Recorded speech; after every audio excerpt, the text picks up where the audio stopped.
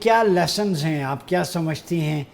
65 کی وار میں جو مارکہ حق بنیان و مرصوص تک ہمارے پاس، اس میں کون سی انسپریشنز ہے؟ یوتھ کو بتائیں ذرا، اس قوم کو جو جنریشن زی ہے جن کو نہیں پتہ کہ کیا لیسنز ہیں کہ وطن کا دفاع جو ہے یہ ناگزیر ہے، دفاع وطن اصل میں بقائے وطن ہے۔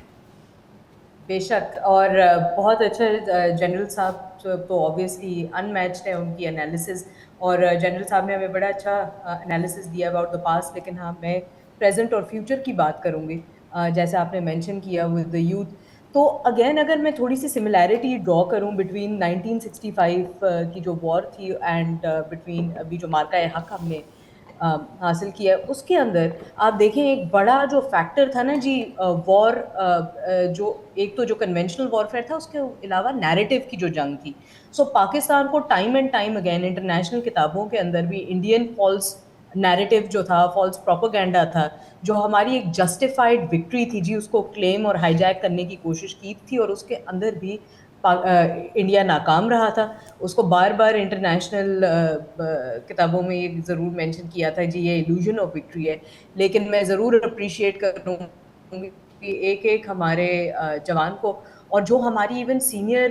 لیڈرشپ تھی، اگر آپ میجر جنرل شوکت رضا کی کتاب پڑھیں پاکستان آرمی کی جو وار 1965 کے اوپر، اس کے اندر بھی یا شجاع نواز کے انالیسز پڑھیں، بہت آپ کو ایک کلیئر کٹ ایجنڈا پتہ چل جائے گا کہ پاکستان نے کس طرح دفاع کی ہے. اور اگین ہم اگر دیکھیں تو جو ایک بالکل غلط رخ دینے کی کوشش کی تھی پاکستان کو کہ جی وہ آپریشن جبرالٹر کو بھی ہائی جیک کر کے کہ جی کس طرح ہم نے ڈس الوژنمنٹ کریٹ کرنے کی کوشش کی. سو اس کے اندر بھی ہم دیکھتے ہیں کہ even from a naan conventional warfare perspective Pakistan یہاں پہ بالکل اس نے جیت حاصل کی تھی. اور یہاں پہ میں یہ ضرور کہوں گی کہ اس ڈیفینس ڈے پہ ہمیں صرف یہ ریممبر نہیں کرنا چاہیے کہ کیا قربانیاں ہمارے شہداء نے دی ہیں، مگر ہم کتنے ابھی بھی ریڈی ہیں آپریشنلی بھی، بارڈر پہ بھی، اور نان کنونشنل وارفیئر کے اوپر بھی. 5th generation modern hybrid warfare کی اگر میں بات کروں، سائبر وارفیئر کی، میڈیا وارفیئر کی، سائی آپس کی بات کروں، تو ہم نے ابھی بھی مارکہ حق میں یہ چیز پروو کی ہے کہ دنیا جتنا بھی چاہے کوئی فالس نیریٹو بتانا چاہے، پاکستان کی ٹائم اینڈ ٹائم اگین، اگر آپ واٹر ٹیررزم کا کیس دیکھیں، اگر آپ مودی کے فالس فلیگ آپریشنز دیکھیں، وہ سب دنیا کے آگے اب ایکسپوز ہو گئے. اور ہماری جو افواج پاکستان ہے وہ نہ صرف بیٹل ٹیسٹڈ ہے، ان کی ٹیکنالوجیکلی وہ ایوالو کر رہے ہیں، اسٹریٹیجکلی پوائزڈ ہیں، اور کنونشنل تھریٹس اور گرے زون وارفیئر کو پوسٹ پہلگام وہ ٹیکل کرنا جانتے ہیں. اور اگین میں یہاں پہ اپریشیٹ کرنا چاہوں گی کہ دیکھیں this 6 September we are celebrating very close to جو 4 سپٹمبر ہم نے دیکھا ہے کہ جو پاکستان اور چائنا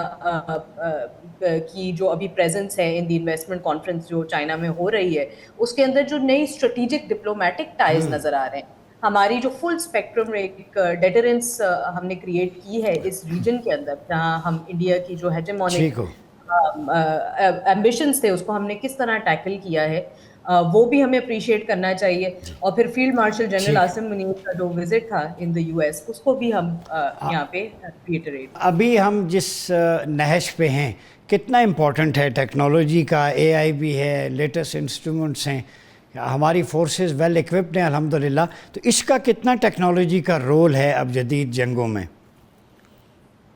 جی میں بالکل یہ کہوں گی کہ بہت زیادہ رول ہے. اگر آپ دیکھیں کہ جو specially field marshal general Asim visit بھی تھا in the U S again and Commons پہ جو وزٹ تھا، اگین وہ جو strategic military exchange of ideas بھی ہیں، وہ بھی دیگر کوآپریشن جو جاری ہے چائنا کے ساتھ بھی،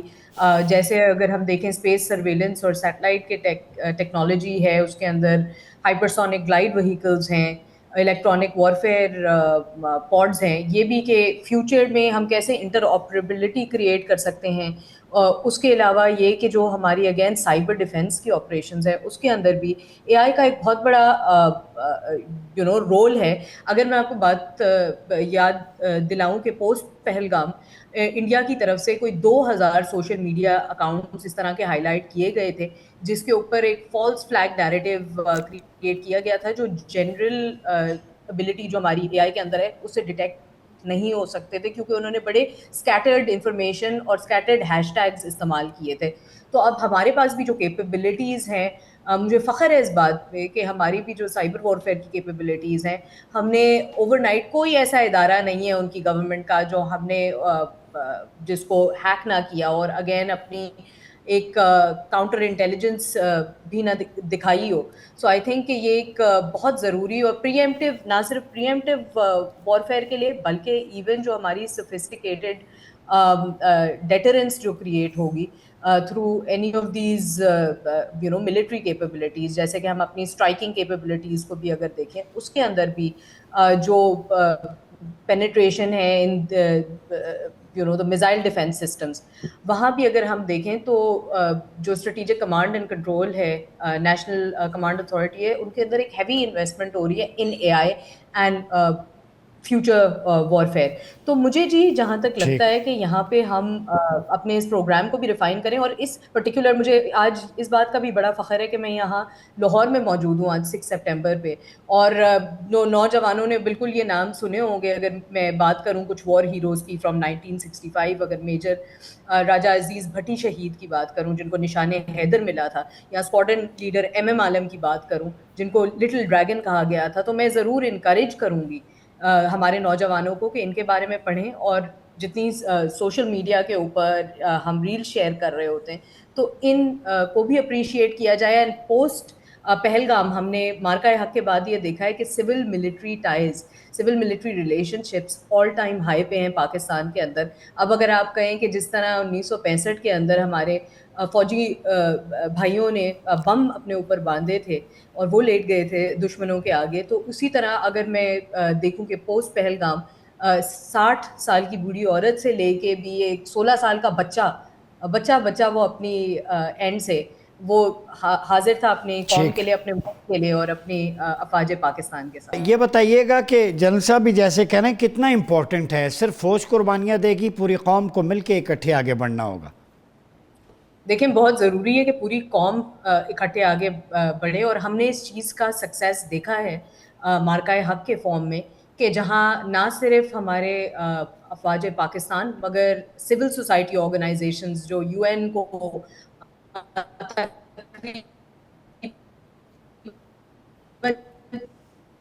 430 آرگنائزیشن ہیں جتنی ہماری میڈیا کے اندر ریپرزنٹیشن تھی بچہ جو سوشل میڈیا وارفیئر انہوں نے کتنی اچھی طرح پاکستان کا دفاع کیا ہے. تو آئی تھنک کہ یہاں ہماری سیاست دانوں کو بھی سوچنا چاہیے کہ بات اب سیاست کی نہیں ہونی چاہیے جس طرح مودی یا نیتن یاہو کرتے ہیں, بات ہونی چاہیے ریاست کی. تو اپنے جتنے بھی سیاسی مفاد ہیں ان کو سائڈ پہ رکھ کے آئی تھنک اگر ہم صرف ریاست کی طرف دیکھیں گے ہم یہ دیکھیں گے کہ ہم نے انٹرنیشنلی بھی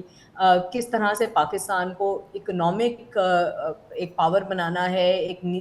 ریجن کے اندر جس طرح نیوکلیئر ڈیٹرنس پاکستان نے کریٹ کی ہے نہ صرف اپنے ذات کے لیے بٹ جتنے بھی اسلامی ممالک ہیں بلکہ پورے ریجن اور انٹرنیشنل پیس اینڈ اسٹیبلٹی کے لیے پاکستان کے جتنے ایفرٹس ہیں اس کو ریکگنائز کرنے کے لیے پوری دنیا کے آگے آئی تھنک اور خاص کر یہ جو نیریٹو کی جنگ ہے نا جی اس کو ایک ڈیلی جنگ ہے جو ہم نے بچے نے ہمارے ہر ایک سول سوسائٹی ممبر نے اپنا کردار نبھانا ہے. بالکل صحیح ہے.